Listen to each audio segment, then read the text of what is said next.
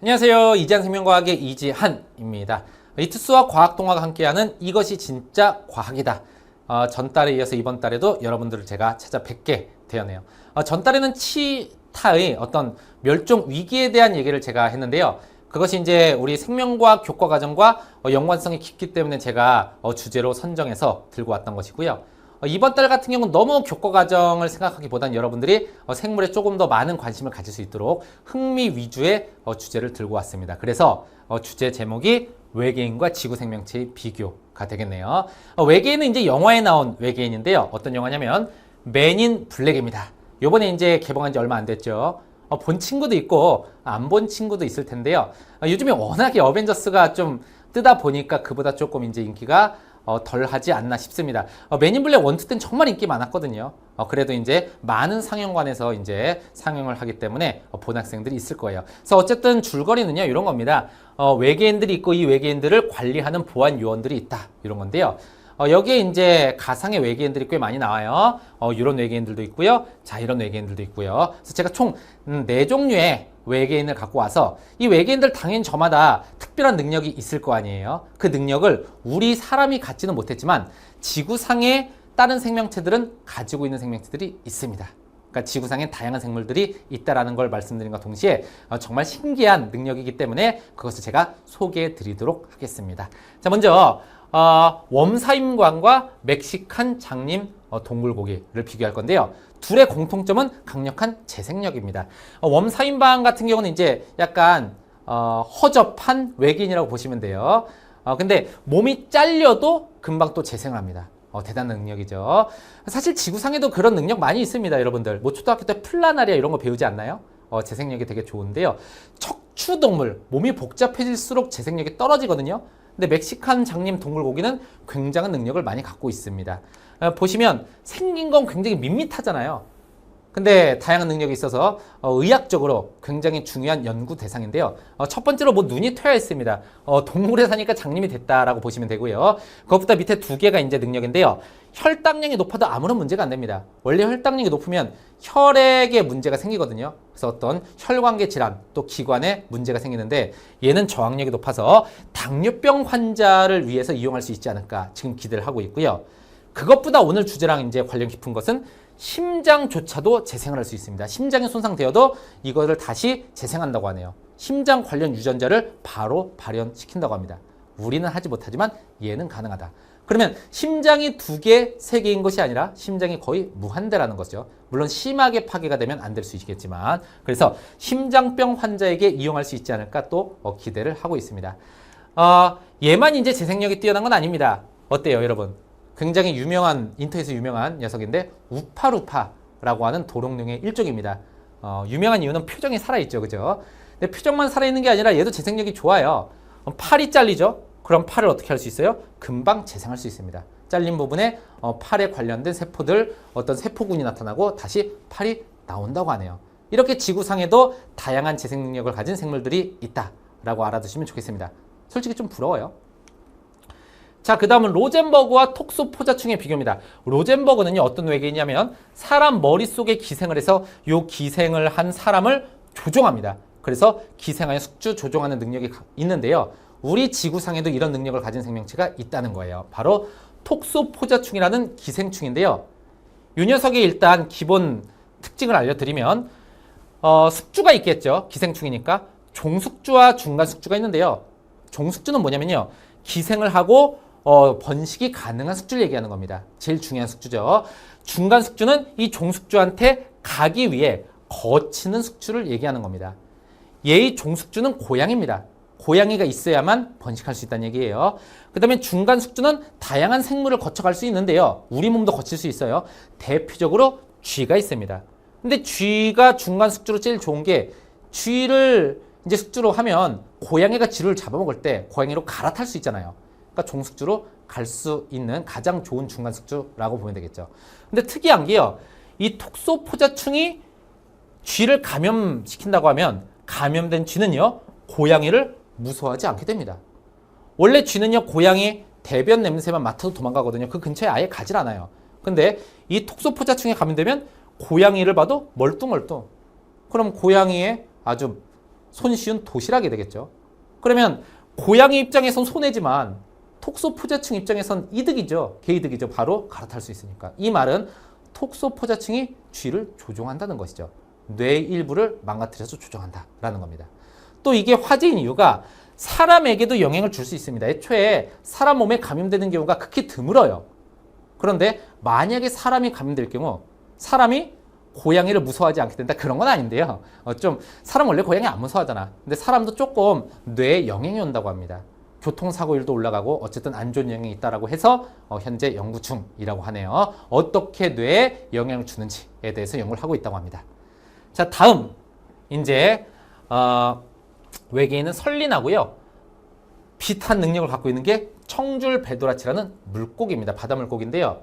둘의 공통점은 위장 후 공격입니다. 설린하는 이제 맨인블랙 2편의 보스인데요. 상당히 매력적이고 이제 호감형인 인물로 나오는데 이러다 갑자기 뒤통수를 때립니다. 굉장히 얍삽하다는 거죠. 그러면 이 물고기도 굉장히 얍삽한 물고기입니다.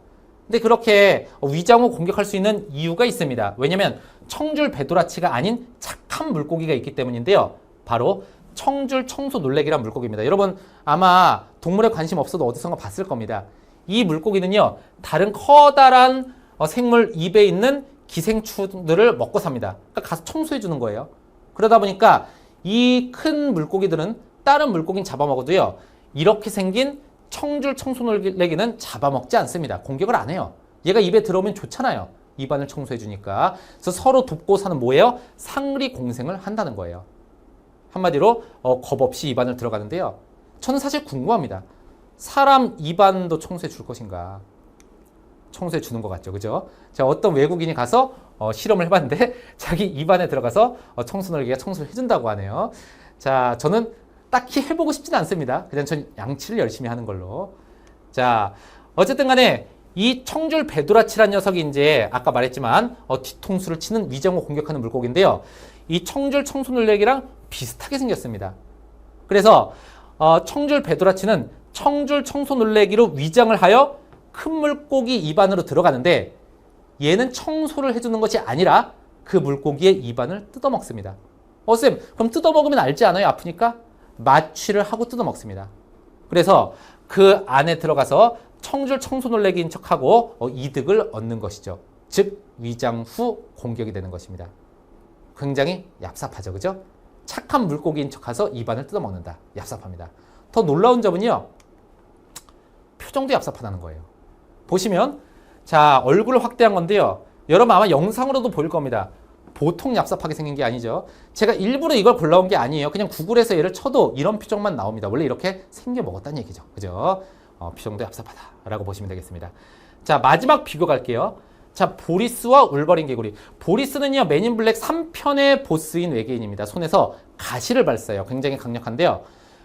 근데 가시를 갖고 있는 생물들이 많이 있을 텐데 개구리가 가시가 있다고? 사실 여러분들은 개구리 많이 잡아봤는지 모르겠어요. 제가 어릴 땐 정말 많이 잡았거든요. 서울에선 많이 없으니까 잡아볼 일이 없을 테지만 개구리든 두꺼비든 서울에 있는 산에 올라가도 두꺼비들 볼 수 있거든요. 개구리나. 우리가 이제 잡으려고 하면 징그러서 못 잡지 위협적이라서 못 잡지 않습니다. 애가 물렁물렁 하는데요. 혀로 파리 잡아먹는 게 걔의 유일한 무기이기 때문에 우리를 공격한다고 해도 타격이 1도 없죠. 그죠? 근데 얘는 좀 다릅니다. 개구리임에도 불구하고 발에 강력한 발톱이 나와 있는데요. 계속 나와 있는 건 아니고 필요할 때 강력한 발톱 만들어서 밖으로 배출합니다. 어떻게 하냐면 뼈를 부러뜨립니다. 스스로. 그 다음에 강력한 발톱을 생성합니다. 요거거든요. 자신의 뼈의 일부를 부러뜨린 다음에 밖으로 배출시킵니다. 굉장히 무서운 방법이죠. 방법도. 그래서 요걸로 나무를 타거나 혹은 적을 공격할 때도 쓴다고 하네요. 굉장히 공격적인 개구리입니다. 제가 개구리를 전 안 무서워하거든요. 근데 얘는 좀 무서울 것 같아요. 덤벼들면 좀 피하지 않을까 싶네요. 근데 진짜 얘랑 닮은 건 울버린이죠. 진짜 울버린. 그죠? 맨인블랙을 대상으로 했기 때문에 얘가 없었지만 엑스맨을 대상으로 한 울버린. 얘가 이제 울버린 개구리하고 괜히 울버린이 아니잖아. 가장 유사한 영화의 인물이 아닐까 싶습니다. 근데 워낙 여러분들이 요즘에 어벤져스만 봐서 모를 수도 있어요. 자, 여기까지 이제 4종류의 외계인과 4종류의 생물을 비교해 드렸는데요. 제가 오늘 말씀드리고 싶은 게 한 2개 정도 있어요. 개인적으로. 뭐냐면, 지구상엔 정말 다양한 생물이 있습니다. 이거 심해어고요. 이 녀석도 이제 희귀한 생물인데요. 다양한 방법으로 또 이제 적응을 하고 있죠. 그래서 생물이 정말 다양합니다. 예상하지 못한 생물이 정말 많고요. 어떤 생물은 수명이 무한대인 생물도 있습니다. 제가 이제 거기까지 소개는 안 드리는데 나중에 찾아보시면 있어요. 그래서 생물에도 많은 관심을 가졌으면 좋겠습니다. 우리나라가 생물에 관심을 갖기가 상당히 좀 안 좋은 환경이잖아요. 그거 한다고 해서 뭐 도움 되는 게 많이 없으니까. 근데 전 어릴 때 퀴즈 탐험 신비의 세계 정말 매니아였거든요. 그 다음에 책도 많이 사봤고 재밌습니다. 그래서 관심을 좀 가졌으면 좋겠고요. 또 외계인이 나왔으니까 하는 얘기인데요. 외계인 정말로 있을까요? 사실 좀 모르겠습니다. 제가 이 분야의 전문가는 아니거든요. 그런데 외계인은 아니지만 어떤 지구 외 생명체에 대한 내용이 생명과학원에 나오긴 나와요. 생명과학원에서 이제 화성 탐사 실험이 있죠. 거기서 보면 화성에 생명체가 없는 걸로 결론이 납니다. 그럼 태양계에는 생물이 아마 없을 거예요. 왜냐면 화성 말고는 나머지 너무 척박해서 생물이 살 수가 없거든요. 그런데 태양계에 없다고 우주에 없는 건 아니죠. 왜냐면 태양과 같은 별이 우리 은하에는 1천억 개 정도 됩니다. 근데 우리 은하와 같은 은하가 또 1천억 개 정도 되거든요. 그래서 1천억 곱하기 1천억 개만큼의 태양과 같은 별이 있으니까 지구와 같은 행성이 없다는 게 더 이상하죠. 그러니까 아마 우주에 다른 생명체가 있지 않을까라고 저는 개인적으로 생각을 하지만, 근데 또 생명체가 있는 거와 우리와 만나는 것과는 별개죠. 멀리 떨어지면 만날 수가 없는 겁니다. 아마 제가 제 수명 안에서는 외계 생명체를 못 볼 것 같아요. 저는 사실 궁금하긴 한데. 근데 확실한 거는 안 보는 게 편할 수도 있어요. 우리가 먼저 외계 생명체를 찾는 거는 괜찮지만 외계 생명체가 우리를 먼저 찾는 건 안 좋은 겁니다. 왜냐? 우리보다 과학기술력이 뛰어나기 때문이죠.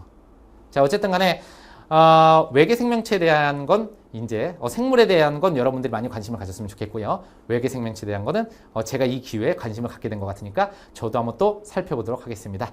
어쨌든 간에 여러분 다음에도 또 재밌는 주제로 찾아뵙도록 할게요. 자, 들어주시느라 고생 많았습니다. 이투스의 이지한 생명과학의 이지한이었습니다.